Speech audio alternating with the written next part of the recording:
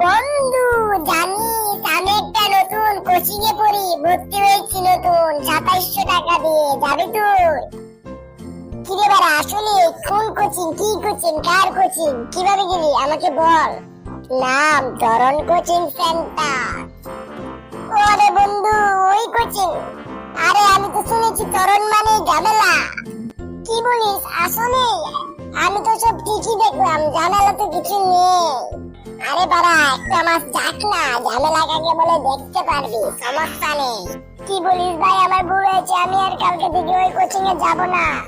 তুই কি জানিস ওই কোচিং এ একটা ম্যাডাম আছে? হ্যাঁ না ম্যাডাম, ওই ম্যাডাম তো আমাদেরকে বাথরুমে ঝাড়ু দিয়ে পেটাতো।